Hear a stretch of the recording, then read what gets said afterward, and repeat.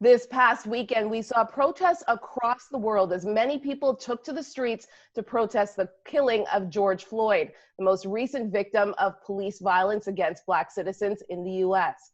Joining me today to discuss how the events of this past weekend have affected the community of Minneapolis, Minnesota, where Mr. Floyd lived and died, is Bishop Harding Smith, the president of Minnesota Acts Now, a not-for-profit that works to make safer communities. Thank you so much for joining us today, Bishop Smith. Thank you for having me. What has it been like living in the midst of ground zero of this latest protest against police violence? It's really, really, really tough. You look in the eyes of people today, you see real hurt, real pain. You see a burden that have been carried on for way too many years. People are helpless. People don't know where to turn. I have a member of my church, her son was killed, and she went to the justice system and she was let down. And time again, we see this. Time after time, people get murdered by the police, and police don't even go to jail. And so it's really hard. It's really, really hard. And we are going through a transition right now that we don't even know what lies ahead. And for me, I keep saying that the worst is not just the burning down of buildings. The worst is when an entire nation of people turn to civil disobedience, where they do not respect the rule of law, where law and order does not exist in their mind because it doesn't work for them. We almost there. And that's a very dangerous place to be. What do as you talked about the one member of your church that lost a loved one, I can think of so many cases that we've seen through history of people dying innocently, Black people dying innocently. What is it about George Floyd and this time in history that is making a difference, that's causing so many people to talk about this, to scream about this? First, let me say that I do know George Floyd personally.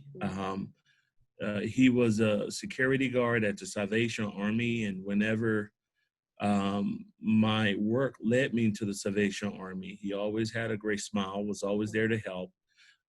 He helped feed the homeless along with us. And another mother that lost her son, Valerie Castile, at the hands of police. And she was there. They both were sharing the same space.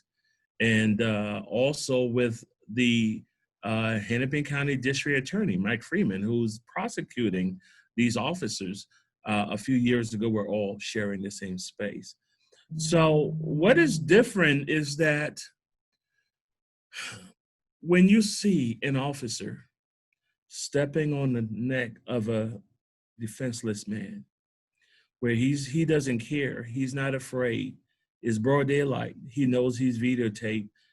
He's been videotaped, and he doesn't care. There is an attitude that exemplifies the leadership of the police department. He knows that this department has his back. This is modern day lynching. People get to see this in real time. We get to see this man gasping till his last breath, calling out and pleading and even calling on the name of his mama. This here, it gets to you in a way that a lot of other people that have died at the hands of police doesn't get you there. This gets you there. It gets you there because you can see it happen in real time, and the officer is almost enjoying what he's doing. You spoke about Valerie Castile, and we know Philando's story as well. Another person innocently killed. Did you ever think, and I say this because as a person of color, sometimes when we see these things happen, we are kind of not surprised. And so we saw uprisal when Philando was killed. We're seeing uprisal again when George has been killed. What will it take for change to happen, Bishop Smith? When you ask a question like that, I also ask a question because a lot of people have been calling and for justice and want to see justice done. My question is, what does justice looks like to you? Mm.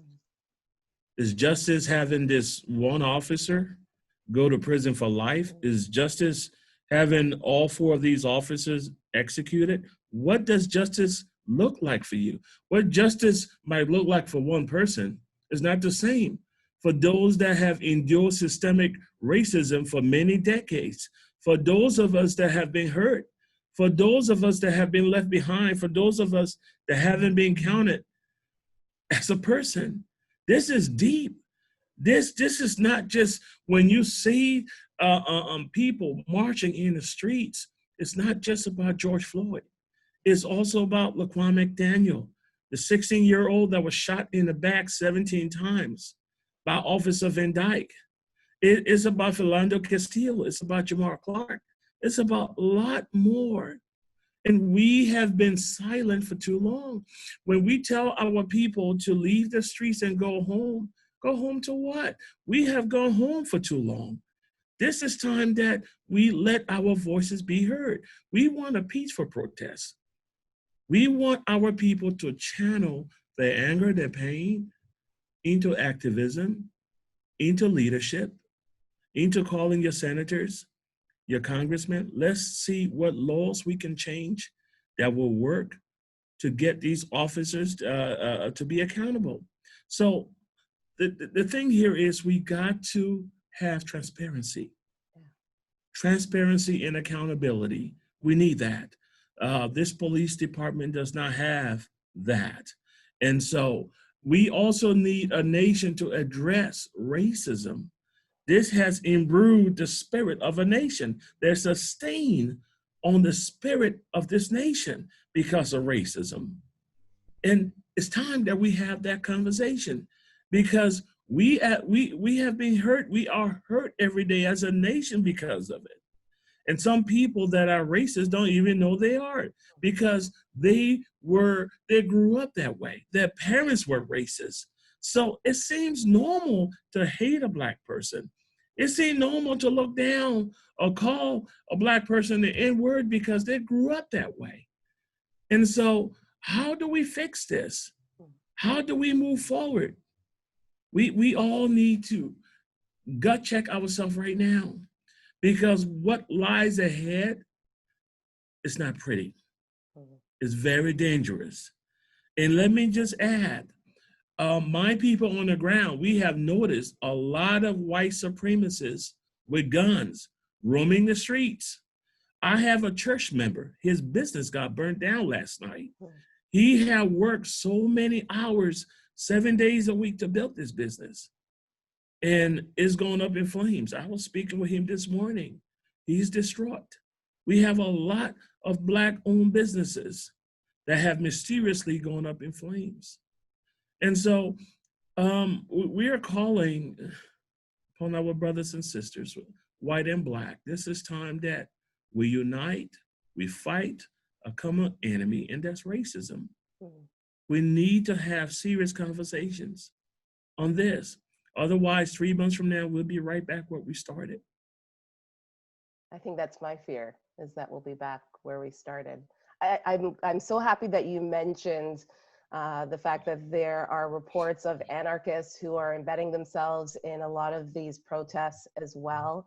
Do you feel the looting and rioting might be clouding the message that is trying to get out amidst the protests that continue to happen in Minnesota?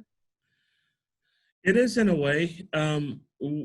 We have people that are focusing on the rioting and the looting rather than an injustice that was taking place in broad daylight. And that's not where our focus should be. And a lot of the people that are doing the looting and rioting, those are people that have a set agenda. We have a lot of people out there that are peaceful protesters that are coming because protest is all they know. Their voices have been silent. When you see people go out and protest, when you see people march, when you see people go out and tear things up, it's because the avenue to be heard have been cut off. And this is the way they express themselves. We do not condone looting or rioting. That's not the way to go. We want you to channel that into peaceful protest, peaceful activism. Let's honor the memory of this young man that was killed in broad daylight, where the officer stood, held his legs down, and pinned him down as he bled from the nose and died right before our very eyes. Something is so sickening here. So sickening. What are your thoughts about the statements that were made by your police chief last night on CNN, stating that he would agree that the other police officers are just as guilty as the one that held his knee against George Floyd's neck? Let me just say this. This police chief, going back a year at the 4th precinct, we had a racist Christmas tree. He has officers that was decorating a Christmas tree with KFC, with cool cigarettes, and had a racial undertone. The officers got fired, but racism has been in this department for a long time. We as faith leaders, we call a meeting with the police to address the situations, to address the abuse of police. And the police agreed to meet with us. When they realized the media was going to be there, they locked the doors. So, and I personally was in conversation with the assistant chief of police concerning how important this was. We have had conferences concerning police community relations, and we call upon the chief office and we look on his calendar. The only day that was open, we decided to have the district attorney, Mike Freeman, all the other regional chief of police change their calendar to this one day that was open so this chief can make himself available. He did not show. So what does that say? We see in broad daylight officers standing on the neck of someone. It tells you that they don't care about the leadership. They are not afraid. So we have no confidence. The best thing that this chief can do is to step down. We no longer have confidence in his leadership. We want the full officers. We want also the president of the Police Federation, Bob Crow, to step down. We want John Elder, who gave a false statement when this young man was killed. We want him to step down. We need accountability. And we say this all the time. Every time someone dies, the police come up with a statement about this man, that about the recently deceased, that is so terrible, so that people cannot even investigate the situation. And so we have no confidence. The chief of police are out there marching. We have no confidence in him. You know, we have been through this again and again and again, and the chief will come and say nice words, but 6 months down the road, we right back where we started. I know, sir, that this could seem like such an uphill battle, but I know that you're also a man of God, a man of faith. How are you seeing God move in the midst of so much pain and unrest? Well, you know, yesterday I saw people of faith from everywhere gathered outside of Target, gathered outside of other stores.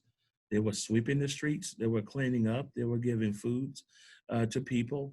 In the midst of evil, there is good. In the midst of evil, good is right there. So I felt really good to see people come together. At my church, I had people from Elam Lutheran Church. I had several Caucasian pastors. We all came together. We prayed together. And we are looking at what we can do going forward. What can we do as a community? And I tell you this, it's not easy. It's not going to be easy, but it can be done. If we are willing, if there is a will, we will rise up above this and be stronger than we were before. Yeah, well said. Thank you so much, Bishop Harding Smith, for joining us today on Context. I want to thank you so much for having me. And before I leave, I just want to Regis, her family, my sincere condolences to her family and to the people of Canada. We stand with you as you in your quest for transparency and accountability.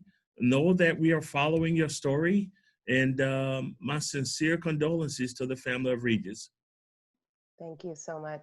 And again, we stand also with our brothers and sisters in America and worldwide. We know that this is a global issue that we all need to stand for, and that is human rights for all. Thank you again, sir. Thank you for having me. Hey everyone, thanks for liking, commenting, and subscribing. And let us know what you think about today's topic right there in the comments.